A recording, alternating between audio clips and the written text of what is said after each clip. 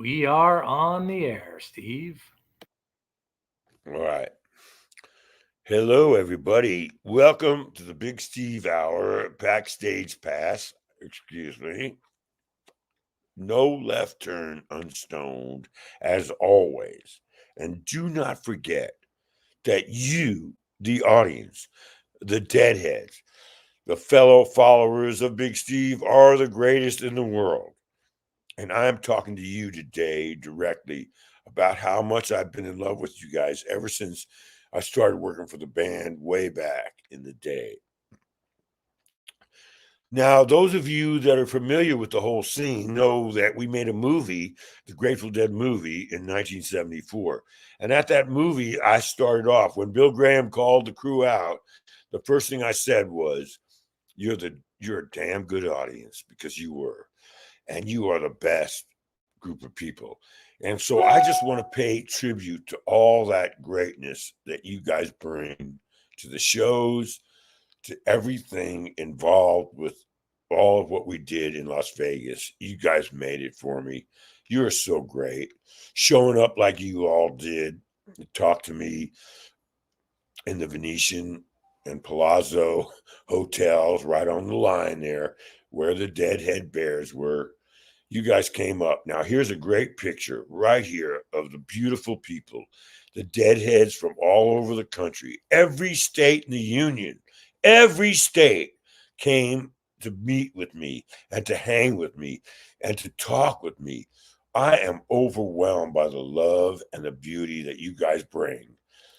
Every one of you is an artist, too. I've got boxes, bags, of all your stuff, your presents that you guys all gave me. Such great stuff. Really beautiful things made of all your crafts, everything painted, things made out of glass, delicate windows of stained glass, beautiful things of made of wood and metal, pins and stickers of every kind. Thank you so much. You are a movable feast of incredible art. Every single one of you is an artist and a beautiful person. And it's meant so much to me to talk to all of you and to go on like that. And there we were at the Venetian Hotel, and they're giving us every love that there's possibly to give to any band ever. And we know it.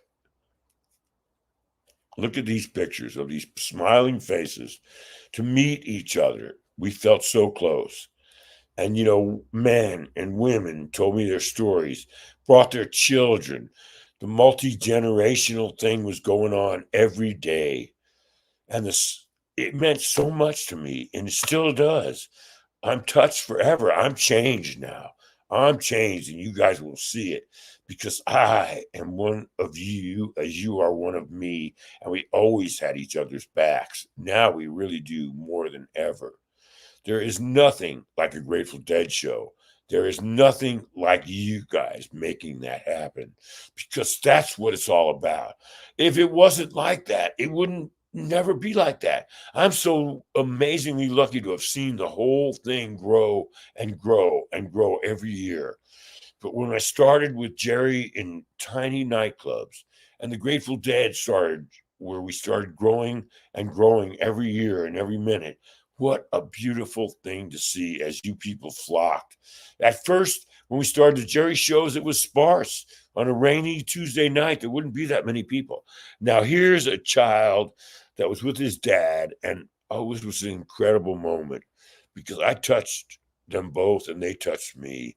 And that was the thing. I mean, in our hearts, to see the love of a family, a father bringing his son.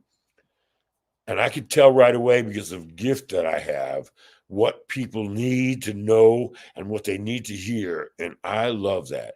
So I talked to that young lad, and he was very non talkative. He wasn't so communicative, but I reached him. I know I did. And he needed a little help. I could feel that. Remember how hard it was when you were a teenager? And he was a preteen. But that's something we all need help with. Don't ever forget that we have every generation here. Here's a good example of that. A father and daughter Yeah. And you see the smiles on their face. I had no idea what our shows and this podcast are reaching people now. We are touching people in every way, and that's what we will keep doing. We're going to build this thing up to a great, great monumental brotherhood, sisterhood of friendship, and that's what we are. Here's another example. The deadhead love, it just doesn't end. And I was lucky enough to be so close to Jerry, who we all love so much. You could feel the love for Jerry at this time as we did all this during the days between these last days. The whole thing went from May. I was there the whole time meeting you guys, and you overwhelmed me with your love, your stories. I had no idea of how many people we were touching with the show, the radio show, the serious show. Thank you so much for all coming there to be with me. It means more to me than I can ever express. And I will pay it back to each and every one of you with all the love I can ever do. And anything that is on your mind, ask us the questions. Now on this channel, you can have any question answered too. And know that we will respond. We have a great list to answer to because you guys are great. Even ones like here's a picture of a gal who she came up to me and she said, exactly what is going on here. And so to teach her and tell her, and then everybody joined in and explained to her. That's what this is all about. Because the people that are right, that belong with us, will go along with us. You know what I mean? We are moving on to the future. We are the future in so many ways. And that is a great thing. Great thing. What a great thing. And this is a beautiful lady who I love so much. She's a grower. She's from Providence, Rhode Island, or wherever. I don't remember exactly, but I was totally taken by her countenance, her vibration, her level. It was so great to meet everybody. So many people blew me away. I never expected it to be like this. So now I know, guys. Now we all know. It's an overwhelmingly beautiful thing that we've touched on here. And we have it as a friendship now forever. Forever. That's how long it lasts. People were coming to me from my childhood and saying hi. This was a gathering point. We will do it again. We will make sure that we can have these times together. And if you guys pay attention to all the stuff we do here on this YouTube channel, please register with us. Please give your thumbs up. Give us a like. Ring the bell for us. It means so much to me. Please, I need to hear from you guys. I want to see you subscribe and register so we know we're building something here. This could be really cool. There's so many great things we can open up to each other because I'm a conduit to you people. I'm a river to my people. Jerry and I used to laugh about that. Yes, it's a line from Lawrence of Arabia, and Anthony Quinn delivers it, one of the great actors of my era growing up. But he said it perfectly. And she said he was chief of an Arab nation fighting with the British in the First World War, but they were fighting for freedom. And that's what we represent. So we are a river to you. I am a river to my people now, and you are my people. You're my friends. You're my fans. You're the most wonderful people I could ever ask for. I love each and every one of you. Grown men, the first moment I got there, cried in my arms. Their wives talked to me about what I meant to their families. Now I understand. I'll never let you down, never for a second. No matter what happens or what changes in this world, I'm there for you guys. I'm there for you guys in every way. Thank you so much for being who you guys are. You made all this happen.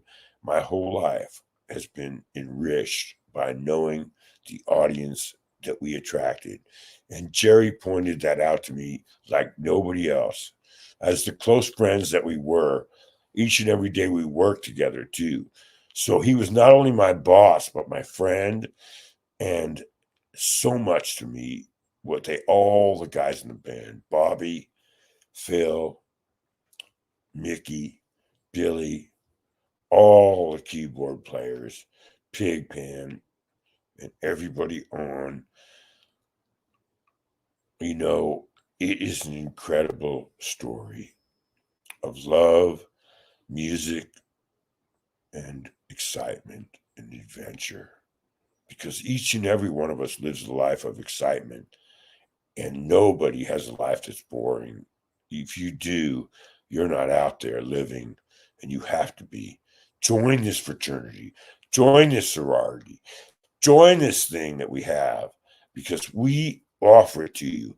So subscribe to this channel, and please give me a big thumbs up. I need to hear from you guys. You mean so much to me. And we're going to, please tell your friends so they can tune in. We have something here that we can build and be part of this great movement that's happening right now. If you're not feeling it, you're not feeling anything. Yeah, it's a great thing. And I believe we have a video queued up to show you what it was like. Are you ready with that? He's all buffed up and shit. That's right. You're on my side, man. That's it. What happened to all the skinny deadheads with the beards? I got you back. Came back in for the third time. Good to see you. Yes, went to the show last night. Yeah, you enjoyed it, right? Oh, she's mind-blowing. It's amazing, what music does for your soul. Nothing else like it. I came from Rhode Island. Came for the love? From Rhode Island, and for the love, and I saw a lot of love. I saw a lot They got of a love. lot of love in Rhode Island. Yeah, sure do. Yep. I came all the way from Texas to see it. You came all the way from Texas? Yeah, buddy, awesome. Good. Yeah, I'm a crew guy too. I'm an audio engineer. So I tune in every Thursday, and I love hearing all the crew stuff, all the ramrod stuff, and the building of the wall of sound. You ain't heard nothing yet. I'm going to start letting loose now and tell the real shit.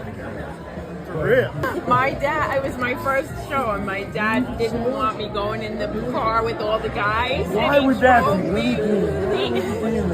So he drove me to Nassau Coliseum from Queens. So embarrassing. But it was a good memory at this point, right? You gotta laugh about it now. Right? Oh, Luke, I love you. It's your family? Tell me all their names. That's Dad.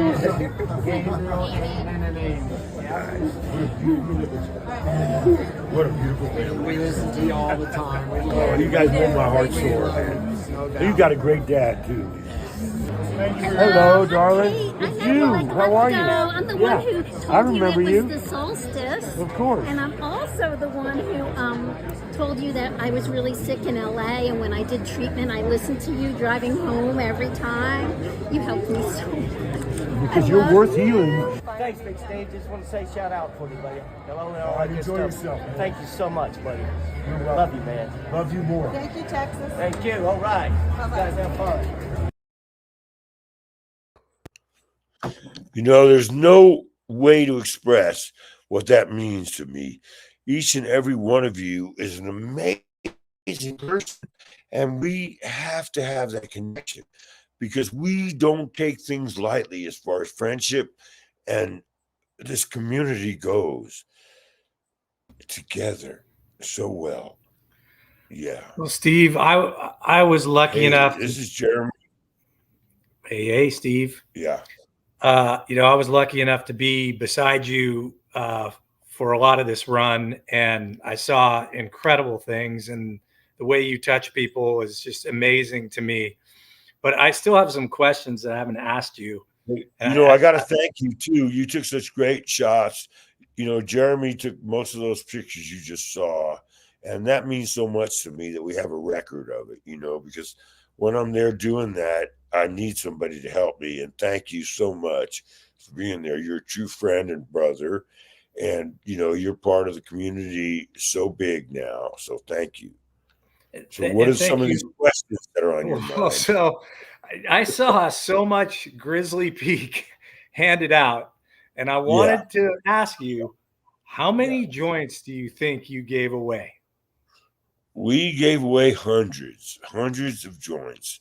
And the thing was, every day, as you were a witness to, we had lines of lots of people coming through there.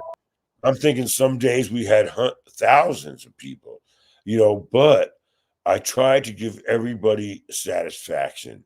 So we had two great products. We had the Jerry Garcia family CBD line, which was giving, gummies to people who wanted a lesser high than Grizzly Peak offers. Grizzly Peak is a strong, powerful weed that we have in California, and it's so great to get a chance to share it with all the people that listen to the radio show and hear me talk about it. They were hungry for it, as you saw, and so I wish that we were more together. Remember, it's the pot industry. We can only try the supply and demand thing as much as we can. I wish I could give everybody more and more weed. I tried as hard as I could. Sometimes I ran out. I ran Yeah, out. I see you ran out, but you also were throwing them, which was really I was cool. And throwing them people, to the crowd, so the people yeah, in the back, because we had some beautiful crowds. That was another thing you bring up there. To have the radio be done in front of a live audience was mind blowing for me, Jeremy.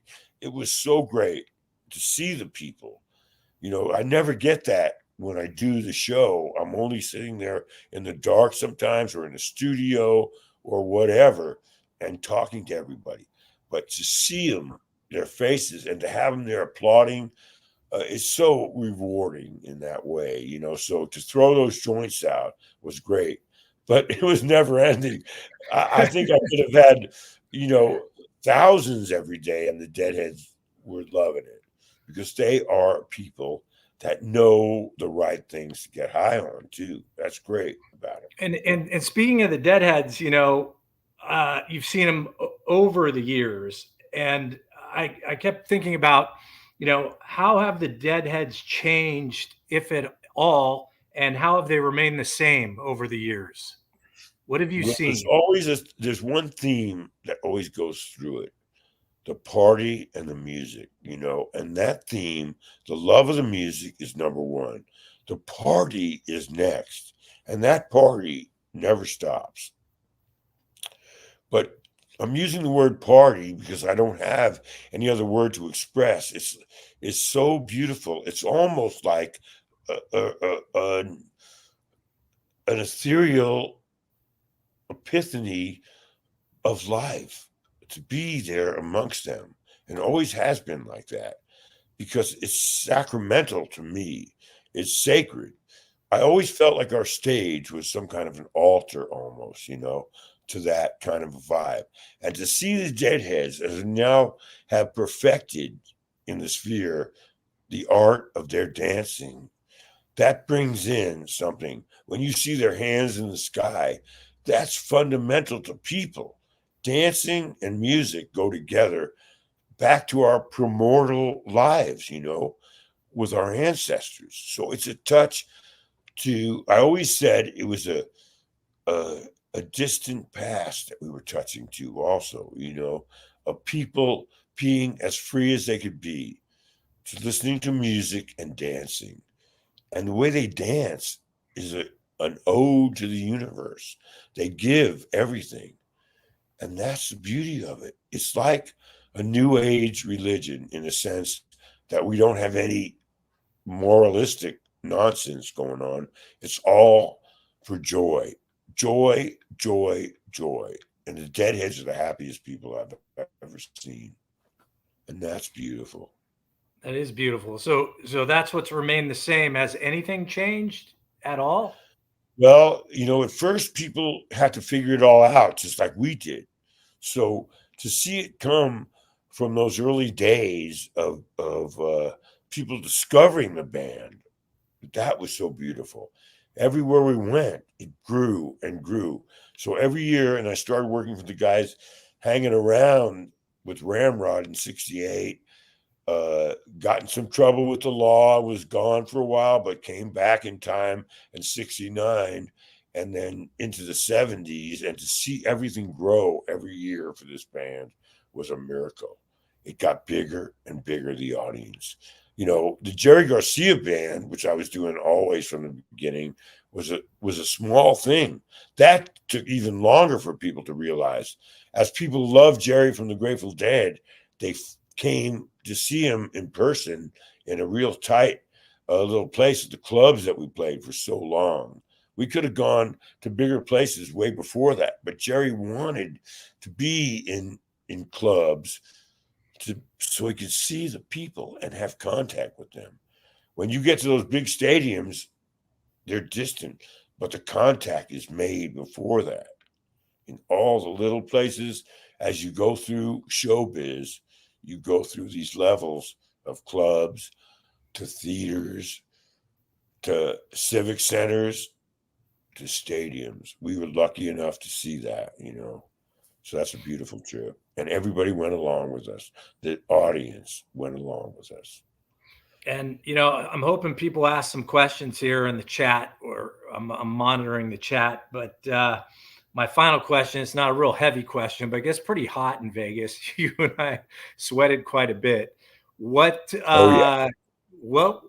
you eat when it was that hot? Because you don't have much of an appetite. You know, if you come from places like the Bay Area or you come from other parts of America, the heat there is desert. That is a desert community of the highest order, you know. And so you better realize, you know, as we've grown to sophistication, to understand that we are people who live on water. Water is what you live on in that area. You need to keep hydrated. You learn to do that through the foods you eat. Have to be high water content too. I ate a lot of fruit. I ate a lot of vegetables, and I also ate things that were nourishing in ways that you could eat in the evening. You know, I realized later coming from there that I was eating like someone who was living in a desert community. I'm lucky enough to have been around the world with the band. And like when we went to Egypt, you realize that same thing. That was a very hot climate and they ate a certain way, and similar to how I ate in Las Vegas, because I realized right away that you have to stay on the foods that are easily digestible, but also you got to stay strong and nourished, you know, and that's something really important. And so you can never for 1 second underestimate your bodies. We are, I think, about 75% water, no matter how we look at it, you know, and we're the same as the oceans of the world. Our blood has always been that same breakdown between salt water as the same as the ocean, you know. So we can never forget how important we live on water. Yep. So I saw you drink a lot of it, and I saw you eat a lot of sushi. Well, because at first I didn't, Jeremy, and then I realized my body was suffering from that. You have to pay attention to your body and your mind. They'll always tell you first when you're in danger in extreme climates. You know, if you go back like I do, my love of history shows you that. And I knew that the people that crossed those desert areas to head out across America, they couldn't stay in those areas without water, precious water. And that's why we have dams, we have, you know, waters that are used to spread throughout that area. Look at that community they've grown in Las Vegas by deep wells. They went into the ground for that water. So I thought a lot about water there. I'll tell you that. Very good. Well, look, we have to go to a commercial real quick. But again, people who are watching us, go ahead and put your questions on the chat. We have some good questions so far. When we come back from commercial, I can ask you some, And this Steve. commercial is something that you and I both have a special feeling for because we've been there. It's the Lexi Hotel. It's a different place. It's suited for Deadheads in Las Vegas. You have a home there if you don't want to stay at the hotels that in enclosures. This is a place of freedom, and I love that about it. So show it. You can smoke weed anywhere in different hotels. Like, there's different hotels, don't get me wrong, everyone wants to go for the name, but what about the experience? And we offer that experience on top of plenty more other experiences. Come to the pool. Come to the pool, go to the garden, smoke. You can go and have your munchies in the garden. You can come out, have a drink, and then it's topless. So it's like you're kind of getting everything. And then we have TVs, so we're playing a game. Like, who wouldn't want to come here? There we go. So yeah, I was there the whole time. I loved it. Thank you to all the people at Lexi. I know that Steve, there's a strong future there. Oh yeah. I would like to see some raves there that we could do. And we'll be back. We'll be back to this town. This town is too special to just ignore now. It was a desert community, but now it's become something that means something to showbiz. It's the old adage of overnight, 50 years later, I became a success.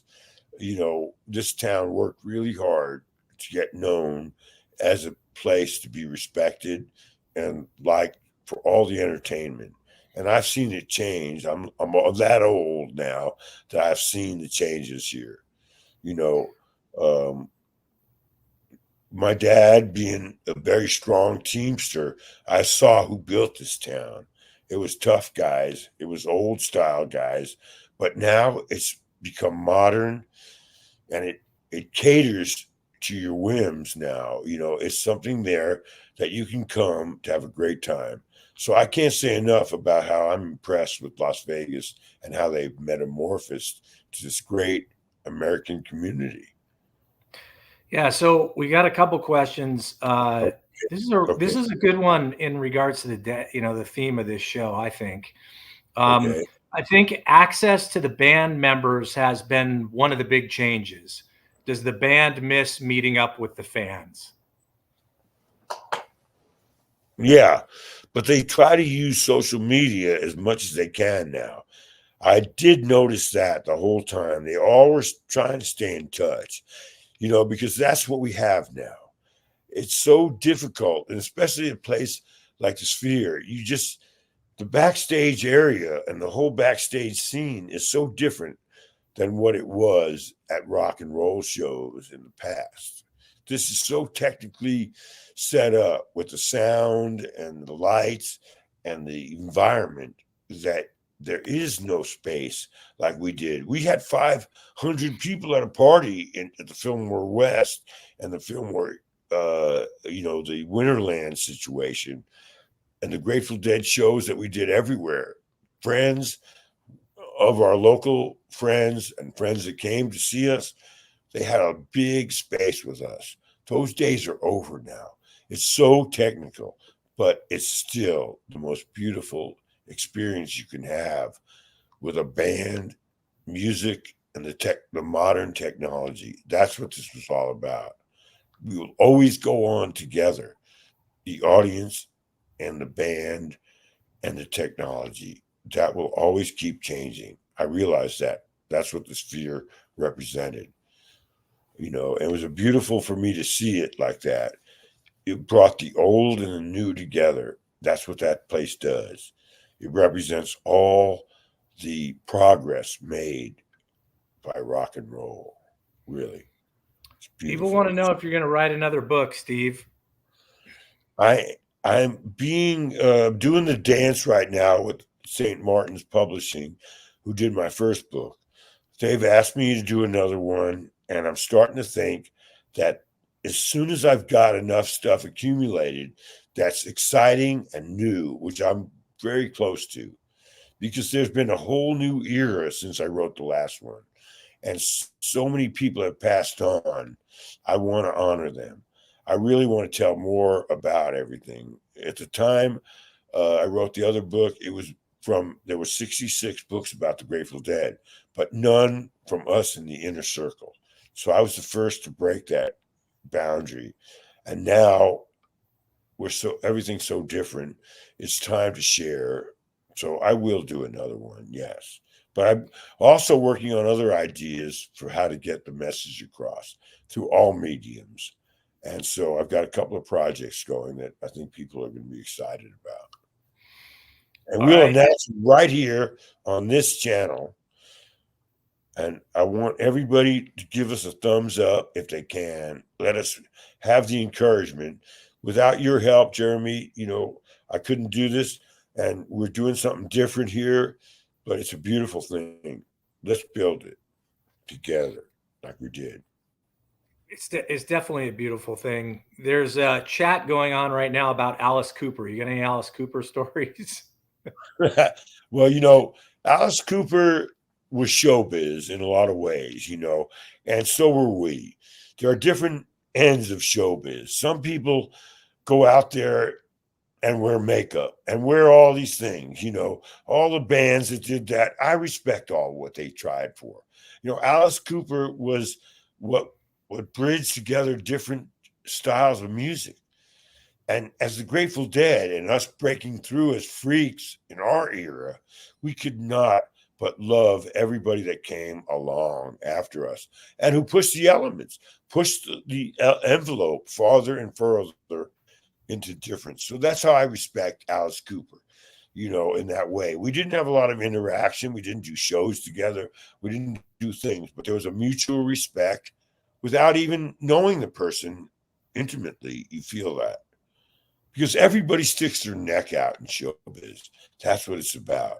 That's what we're doing right here. We stick our necks out because entertainment is about that, totally. So I respect him for that.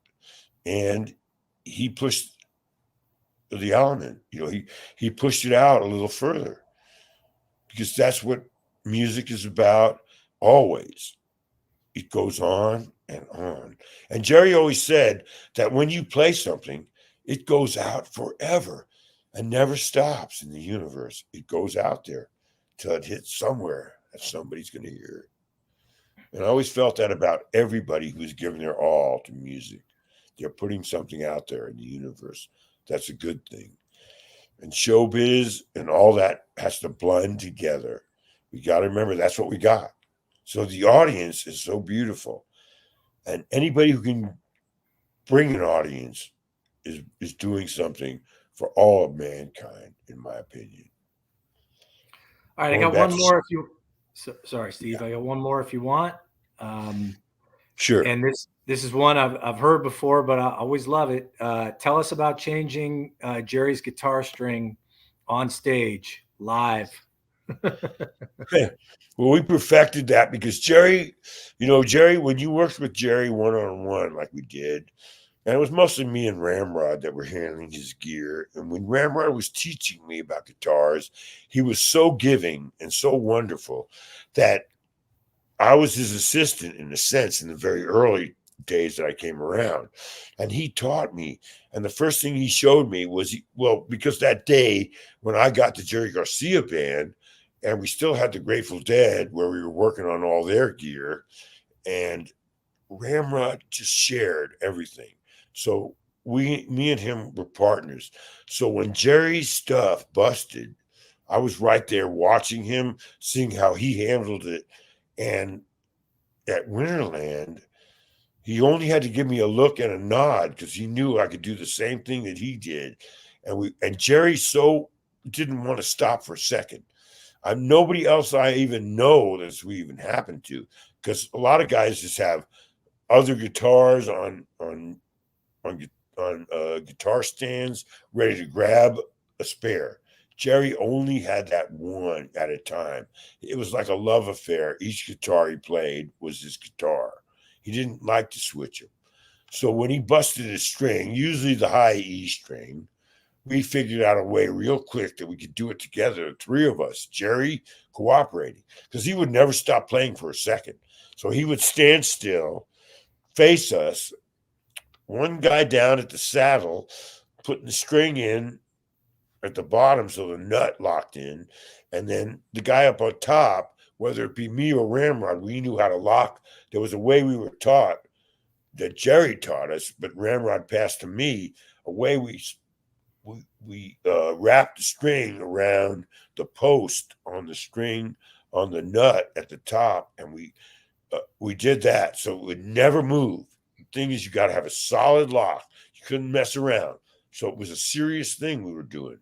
And one guy holding down below and pulling the pressure while the other guy was able to turn the tuning peg while Jerry kept playing. He never stopped because he would transpose immediately. He was that kind of a mind about music. And he usually turned up as loud as he could. So it was a very interesting environment. But we did it quick. And then the only time we ever messed up was when, you had the end of the string out. We used to cut them off with a wire cutter. And one time we'd done it real quick, fast as we could. And it was a beautiful moment. You see, because you tuned it up as close as you could, but then Jerry did the final tune as he was playing. He brought that tune in, and we had to stretch it a little while he was doing that. We knew how to do that together from spending so many hours changing strings while Jerry watched and paid attention to what we were doing. So when we had that one moment where we were trying to make it so perfect, we could have left that string going, but Ramrod came out to clip it, and he cut a little in the wrong place, and he cut the string off again. We immediately did it again twice, and that was a beautiful thing. Those who saw it were mostly in the early days, but it never stopped. We could do that forever, and I'm real proud of that. I don't think anybody else ever pulled that off like that. There you go. There you go. All right. Well, I'm going to pop off here and let you say goodbye to everybody and thank all the Deadheads for everything they do. And thank you, Steve. Well, pay attention to everything we tell you because it's beautiful. And I pay attention to you guys. And enjoy Grizzly Peak. We're coming out with some new exciting types. And don't forget, you can get it in California. Love you guys. Never give up on the power of the Deadheads. It's the best thing in the world. Love you. See you next week. Thank you so much. Starting a whole new thing, and it's all about Jerry's wellness, his caring about you going into the future. It's something that I'm doing in conjunction with his daughters and his family. And it's a product that we've come up with. And it's Jerry Garcia CBD. They're gummies. They're great flavors. And it starts right there telling you the love Jerry had for you guys. As his roadie for so many years, I know how much he cared about the audience. This comes in a tincture and a beautiful peach gummy. This is the special thing of all, the pain cream.